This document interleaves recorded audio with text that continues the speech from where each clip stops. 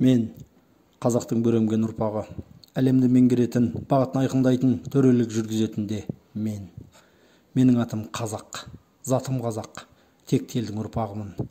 Мен бірлігі нығайған, бойында ақылы мен қайраты қатар толысқан елдің баласымын. Мен қазір дін бойынша таласып, тілімді ұмытып, әруақ аттап жүрмін. Мен өзіммен өзім қарама-қайшылыққа келіп, өзімді өзім тұншықтыруға бармын. Бұл жайт әр қарай осылай кете беруіне мен жол бермеймін. Қазақы төл, тәңір танымын жандандырамын. Басқа сенім нанымдарды бар, олар бізге қарасын, бізден үйренсін, ақыл асса бәсекеге түссін. Тәңір жайында сен не ойладың? Тәңір теңгеруші, әлемді теңдікте ұстаушы. Тәңірі дүниені теңгеріп берді. Не үшін теңгерді? Ғылым сатысымен көтеріліп шексіз даналық мұхитында жүзуің үшін. Ол мұхитты танып болған соң, келесі даналық мұхитына өтуің үшін. Өмірдің мәні осы. Ал жаныңды қарайтып, шексіз даналық мұхитына ұмтылмасаң, ел үшін емес, өзің үшін өмір сүрсең, әруақ атты деген сонда боласың. Бала-шағаңның байлықта шалқуын еліңнің бақытынан жоғары қойсаң, әруақ алдында қара бет боласың. Құдай ұрса оңдырады, әруақ ұрса оңдырмайды дегенді ұмытпа. Ал енді қайсысы жаныңа жақын, ата-бабаң жүзген даналықтың мұхиты ма, болмаса жаныңа жат надандықтың батпағы ма? Оны өзің шеш. Әлем жол таппай, кедейлікті жеңе алмай, соғысты тоқтата алмай келеді. Жер бетінде мамыражай орнатам деген талай даналар өтті, істей алмады, үнемі бірдеңе жетпей тұрады. Ол не нәрсе? Ал ол нәрсе қанмен берілуі керек. Оларда және олардың маңайында осы нәрсе болмады. Ол не? Ол қазақы рух. Табиғатты терең ұққан қазақы рух. Тәңірінің заңдарын жете түсінді. Тәңір заңдарын айнытпай орындау арқылы түрмесіз, жетім мен жесірсіз қоғам орната алды. Еркін жүріп бай болды, жау келгенде бір болды. Ақыл жастан деп жастарын қолдай білді. Қиналғандарын ел боп сүйейтін болды. Кедейге садақа беру тиімді ме, әлде оған білім беріп аяққа тұрғызу тиімді ме? Бірінші жолда оның қарнын бір күнге тойдырасың, сонан соң таз қалпына түседі. Ертеңіне қайтадан қолын жайып отырады. Ал оған білім берсең, ол өз күнін өзі көретін дәрежеге жетеді. Олай етпесең, кедейліктен ұрлық, қарлық, қылмыс, жезөкшелік деп кете береді. Сондай пәлекеттер шыға береді. Ал сосын оны қорғайтын, тәртіп орнататын полицияға қаражатты көбейту керек, қару-жараққа қаражатты көбейту керек, көшені камераларға толтыру керек, түрмені кеңейту керек деп, одан бетер шығынға бата бересің. Кедейлік болған жерде балаларда витамин жетіспеушілігі, дамудың нашарлауы, сабақ оқуға мүмкіндіктердің төмендігі бола береді. Өсіп келең ұрпақ тағы да білім ала алмай, кедейліктің құрығынан құтыла алмайды. Кедей адамның өзінде стресс, гигиеналық жағдайдың төмендігіне байланысты аурулар көбейе береді. Санаторлық профилактикалық ем-дом ала алмағандықтан өмір жасы да қысқа болады.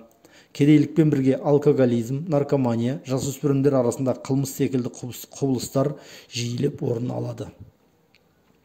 Елде болса ерінге тиеді деген қазақ бабамыз ауылдасы мен ағайынын қайыр сұрайтын жағдайға жеткізбеген.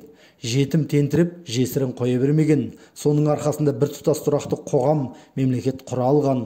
Ал қазақта мемлекеттік болмаған дегендер оттапты. Қазақта әлемдегі ең керемет мемлекет болған. Бірақ бөрілі байрақты қазақ қолынан түсіріп алды. Сол күннен бастап басынан бақ тая берді. Соңғы 2 ғасырдың көрсеткіштерін алатын болсақ, біз халық саны, территория, өндіргіш күштер, ғылым, білім, азаматтық қоғам деген секілді көрсеткіштер бойынша қатты кенжелеп қалдық. Яғни территориямыздың біразы кетіп қалғанын білесіздер, халқымыздың қынадай қырылғанын оны да білесіздер. Ал азаматтық қоғам дегеніміз қазір бас көтере алмайтын жағдайда отырғанымыз. Ақты ақ, қараны қара деп айтуға шамамыз келмей отырғаны, міне осы азаматтық қоғамның төмен көрсеткішінің белгісі. Ал енді басшыларды жамандаймыз, ол өте орынды мәселе. Бірақ екінші бір жағынан қарайтын болсақ, жалпы алғанда ынжық, ез болып кеткеніміз өтірік емес. Тіпті көріп тұрған кемшілікті айтудан тартынамыз, тыныштық керек деп бұға береміз. Құдайға саламыз. Айналайын қазағым, Құдайдың саған қарауға уақыты жоқ. өз қотырыңды өзің қасы. Егер Құдай саған қарасатын болса, кешегі 30-шы жылдардағы ашаршылықта 4,5-5 миллион қазақтың аштан өліп кетуіне жол бермес еді. Өз мәселеңді өзің шешпесең, сенің мәселеңді ешкім шешпейді. Тарихтың қойнауына еніп, қараңғы батпаққа батып жоқ боласың. Бітті. Сол үшін алдымен миыңды, ойыңды жөндеп ал. Құдайдан сұрайсың, несін сұрайсың? 1000 жыл өмір сұрап көрші, Құдайдан бермейді. Денсаулығыңды жақсылап күт та, алдымен 100 жасап ал, онан кейін мына өмірден өзіңде шаршайсың дейді Құдай. Ал енді Құдайдан сұрашы, әлемнің бар білімін игерейін деп. Ол не дейді? Керек болса оқып ал дейді. Көз бердім, құлақ бердім, сана бердім, оқып ал керек болса білім дейді. Ал енді Құдайдан сұрашы, елімді аман қыл деші. Құдай айтады, айналайын-ау, аман болғыларың келсе дейді, өздерің ұйымдасыңдар, бастарыңды біріктіріңдер, өздерің қорғаңдар, өз қамдарыңды өздерің жасаңдар дейді. Аспаннан түсіп Құдай қолына автомат алып қазақтың шекарасын қорғапты деген кім көрді оны? Ал енді Құдайдан өлмей аман жүрейін деп сұрайсың. Аман болу немесе өле қалу, ол да өз қолыңда. Кісінің ала жібін аттама, жүрегін ауыртпа, қауіпсіздік ережелерін сақта. Сол кезде аман боласың. Кісіге қиянат жасасаң, қауіпсіздік ережелерін сақтамасаң, сені ешқандай Құдай сақтамайды. Алдыңнан шығады, не майып боласың, не өле қаласың. Болды. Ата-баба әруағын сыйла. Тіліңді, діліңді, тарихыңды құрметте. Бала шағаңның қызығын көресің сол кезде. Ата-бабаңнан қалған тіл, діл, тарих деген мәселелеріңді өте тереңінен білуге тырысып, балаларыңа соны үйретсең, ертең есейгенде саған қызық рахатын көрсетеді сол балалар. Бауырым, ең бастысы ізденуді тоқтатпа. Ізденуді тоқтатқан күні арқанға асылда өле қал. Иә, ізденбейтін болсаң өле қал. Өйткені ізденбеген уақытта қандай адам болсын, ұлт болсын, мемлекет болсын, ізденуді тоқтатқан сәттен бастап, күннен бастап кері кете береді. Ал ізденген ұлттар алдыға шығып, оларды жұтып қояды. Ал егер сен кері кететін болсаң, саған ешқандай дұға да, садақа да, жалбарыну да, басқа нәрселер ештеңе жәрдем бермейді. Аш қасқыр дұғада тұрған қойды жемей қойыпты дегенде естімедім. Аш қолтырауын қасына келген адамды әулие болса да жеп қояды. Аш қой өйткені Тәңір орнатқан табиғаттың заңы осылай. Ол заң.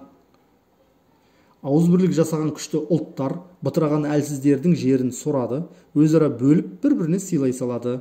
Ал елінің, сол ауызбіршілік болмаған елдің миын аштып, әрдеңені бір айтып, сол елдің азаматтарын бір-біріне айдап салып, бір оқ шығармай өздеріне құл қылып ала салады.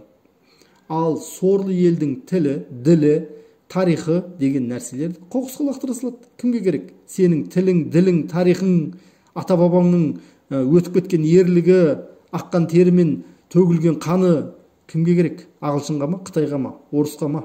Кімге керек сенің ата-бабаңның қаны? Саған керек болмаған кезде. Қоқыста жатқың келсе, ұйықтай бер. Елді жерді аман сақтау үшін дұға керек емес. Бір жағадан бас, бір жеңнен қол шығару керек. Сенің дұға қылам, құрбан шалам, жалбарынып Құдайдан сұрап алам дегендеріңнің бәрі далбаса. Құдайдан сұрама, өзіңнен сұра. Өзің істей алмағанға басқа азаматтармен тізе біріктір. Ақты ақ деп, қараны қара деп ашып айтып, салиқалы дүниені ортаға сал. Ал бірлік жасай алмадың ба? Онда өле қал. Бірлік жасай алмаған ел өледі. Ғұнсың ба, сақсың ба, қазақсың ба, асыл тексің бе, ақ сүйексің бе? Оған қарамайды. Кім болсаң ол бол. Бірлік жасай алмадың ба? Өлесің де қаласың. Ұлт ретінде, мемлекет ретінде, халық ретінде тарих сахнасынан жоқ болып кетесің. Ал енді бауырлар, құлаған бөрілі байрақты көтереміз дедік. Ол оңай шаруа емес. Елім деп еңіремегенше лайк басумен бұл мәселе шешілмейді. Жетпеген ақша жетпейді, бітпеген нәрсе бітпейді. Бөрілі байрақты көтермесек, әруақтың қарғысын аларымыз ақиқат. Төл дүние танымымыздан, тілімізден, елімізден, байлығымыздан, ұрпағымыздан, жерімізден айырылып жатсақ, біз кімге керекпіз осы?